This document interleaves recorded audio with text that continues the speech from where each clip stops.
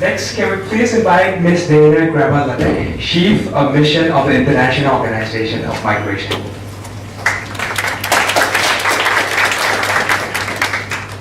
Thank you, Dane, for organizing this event and also for June and UNESCO for hosting. It's exciting to be around so many brilliant minds and on a very interesting panel. And I think that in the welcoming remarks, it was said very aptly that we don't get many opportunities for these two worlds to collide, the private and the public sector. So this is a very unique opportunity, I think. So I would like to start out talking about migrants, because we are the United Nations Migration Agency. And Dane also mentioned that there's a lot of negative press on migrants lately all over the world. And so I would like to clarify some points. I'd like to start out by saying I'm a migrant, and there are many migrants that are here in this room. Migrants are those that are living and working outside of their home country. And basically, because of that, for businesses, they are essentially human capital. In Thailand, migrants can legally work in all sectors except for 39 that are reserved for the Thais themselves. And like Thais, they're covered by the Labor Protection Act, and they're entitled to the same rights as workers. And I'd like to clarify that Thailand actually is quite socially progressive when it comes to migrants.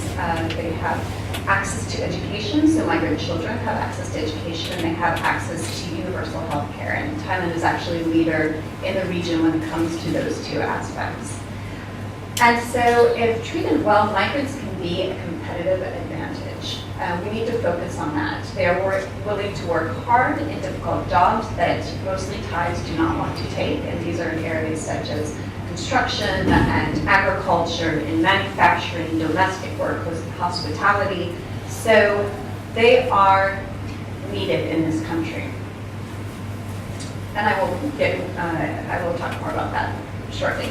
So we see a lot of, in the press, we see a lot of negative coverage on migrants. So I would like to highlight a positive story. This is Joey, and he came to Thailand when he was only 16 years old. He had no formal education. He did not speak Thai. He did not speak English. And he started out by working in construction sites, in gardening, and in hospitality as a waiter. But he was very eager to learn. He was very eager to know more. He taught himself Thai. He taught himself English. And he now is fluent in both languages. He is the manager of Seven Spoons in the Old City. If anybody has been there, it's an excellent restaurant. He manages 12 staff. And he achieved all of this by himself. He was not trained. He was not given any special attention or care or that ladder that Dane mentioned. So imagine what he could do if we did provide the training for him in the way that many others have access to training and education. And in fact, I did train Joey in hospitality, and he hopes to someday open his own restaurant. So there are many Joeys in Thailand. There are many Joeys throughout the world, but we don't hear about them. We hear the negative media statements about migrants taking our jobs, them working here illegally, that they bring crime. A lot of that false information is just statistically disproven. I think it's important to focus on that. So what are migrants' contributions specifically to Thailand? As we all know, Thailand has an aging population, and that means that by 2050, 35% of Thailand's population is going to be over the age of 60. That is a significant number. So that, combined with the low unemployment rate, which as of June 2018 was 1.1%, means there is a tremendously high demand for migrants and for the type of labor. Also, Thailand is the 8th largest economy in Asia Pacific, which is an important statistic to keep in mind, and it has very healthy economic growth. In 2017, it was 4.6%. So all of these reasons suggest that there is going to be a demand for labor that Thais cannot fill, and so we are going to need migrants to fill these. Currently, right now, there are about 4 to 5 million migrants in Thailand, and they primarily come from the neighboring countries that you see there. So even though migrants only make up 4.7% of the employed population, they actually contribute to 6.6% of the GDP. And as I mentioned before, they are employed in labor-intensive sectors, construction, agriculture, manufacturing, fishing, domestic work, and services. These are jobs that Thais tend not to be very interested in working.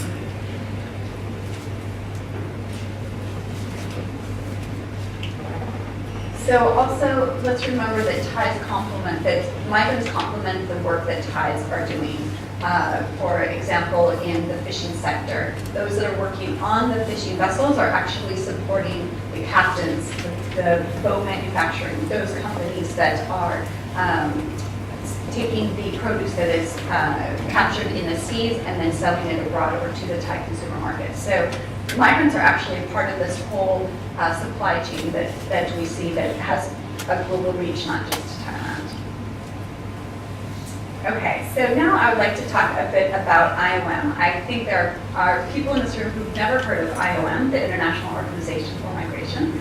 And so, first of all, I'd like to mention that IOM has existed in Thailand since 1975, so for 43 years. It was established during the Indo-Chinese War to help resettle refugees. And to this day, we are still resettling refugees from the 9 refugee camps and urban refugees from Bangkok. So that's what we've been doing for a long time. Thailand became a member state in 1986. And IOM is actually the largest United Nations agency working in Thailand. We currently have 386 staff who are working for us. Now, for many of the companies here that employ tens of thousands of people, that number seems quite small, but actually it's one of the biggest missions that IOM has around the world.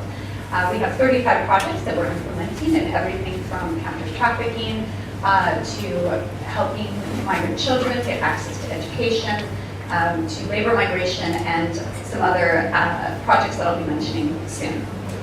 And so we have 10 offices throughout the country. We also have some medical labs that we're working in. And we are very committed to the public-private partnerships. I should start out by saying that IOM is the UN Migration Agency. We have over 10,000 employees worldwide, over 400 offices, and our headquarters are based in Geneva. So I want to talk a little bit now about IOM and social enterprise and give some examples. These examples are specifically from the country Georgia, where in 2016 we supported 6 social enterprise endeavors, and after just 1 year, 4 of those were sustainable and that they were creating revenue. And the areas in which that these 4 specifically, the examples that I'll give you, and these are examples that then we can take during the hackathon. And these are the type of examples that we can come up with during our exercises tomorrow. So one was a cafeteria, another one was a car wash, another one was a company dedicated to decorative trees and flowers and organic produce.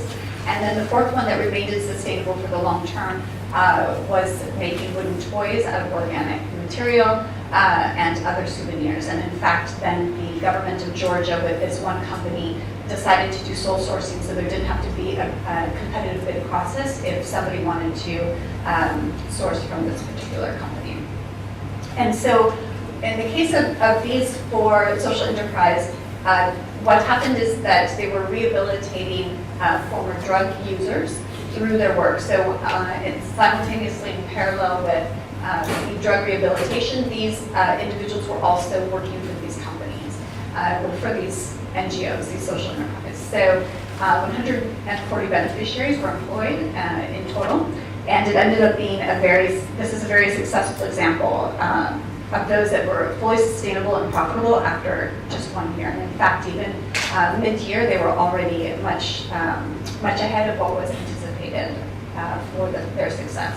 So these are the type of ideas that we can start thinking about. But clearly already there are companies in this room that are already doing a lot of work in Thailand, which is impressive. Okay. I'd like to talk a little bit more about IOM's work with the private sector. Social enterprise is very important, and we're also working in other areas directly with the private sector, which might interest those that are here. We have a program called Promise, and this is skills development for migrants. So basically, what we're doing is vulnerable migrants, especially targeting women, we are upskilling them in construction, hospitality, domestic care, and we are training them so that they can be more marketable, but also then we are linking them with Thai companies so that Thai companies then can employ these. So I was recently at Mesot and I visited the training center where there's a group, and in fact in this group that we have recruited from Myanmar, some of them are former refugees that were in the refugee camps along the border. So that's quite significant. And they are learning all aspects of hospitality. Everything from making the beds to how a kitchen works to how to greet the guests at a reception and how to arrange the flowers. So these are skills that people like Joey didn't get the opportunity to have, but that we are training them, and then we're matching them with Thai hotels that need these type of skills. And if you think about the fact that these are, in this case, Burmese speakers, and we also just had a Cambodian group who finished as well. They speak the language of our neighboring countries. They also speak Thai, they speak English. And so for those companies here, this is something Dave and I talked about, these are great employees to have for companies that have businesses in the neighboring countries, because they can be that bridge between the Thai, the English, and of course their native language, and they understand the culture in those neighboring countries. So that is an example of the skills development that we're currently doing here in Thailand for migrants. And we also focus on ethical recruitment. And so this is a program called IRIS, the International Recruitment Integrity System. Dane also mentioned this in his speech this morning about how many times migrants are recruited in very unethical ways in which they are paying sometimes up to thousands of dollars before they even start working for your company. And so that means that they had to take out loans and they owe a lot of money before they can even start. So their first sometimes years of working is just trying to pay back their loans so that they could get a job. I think we can argue that few of us in this room had to pay to get our jobs. And for those that are the poorest or have the least education, that are doing the low-skilled jobs, why are they paying all of this money? So IOM is working with ethical recruitment, we're working with companies so that they can actually either directly recruit migrants who are working with them or in their supply chains, or so that they can find recruitment agencies that are IRIS certified, meaning that it is guaranteed that they have these standards that demonstrate that they are an ethical recruitment agency. And then the third area that we're working with companies is through our QUEST program. This stands for Corporate Responsibility in Eliminating Slavery and Trafficking. And so this is where especially multinationals are looking for their supply chains, and they want to make sure that there's no labor exploitation in their supply chains. So that, for example, companies in Thailand do not have victims of trafficking who are working in their factories or on their ships or on their farms, and that there are no questionable practices. For example, you might not know this, but it is not legal to confiscate somebody's passport while they're working for you. So these type of practices, especially for multinational companies, where you've got laws in the United States and in the UK and soon in Australia, that demand that supply chains are abiding by international standards or the laws by these countries, then it's really important for that to trickle down to the suppliers that are here in Thailand. So we work to do labor supply chain mapping to make sure that there's no exploitation in the recruitment, and that we work on victims of trafficking to make sure to educate on how to prevent trafficking into their supply chain management. And so we're working with everyone from HR to middle management in terms of how to prevent these labor exploitation and unethical recruitment in their companies. So I think that gives you a snapshot in terms of what are migrants, why are they important to the Thai economy and to the companies that are represented here, and what is IOM and how can we work more with you in all of these different areas. So thank you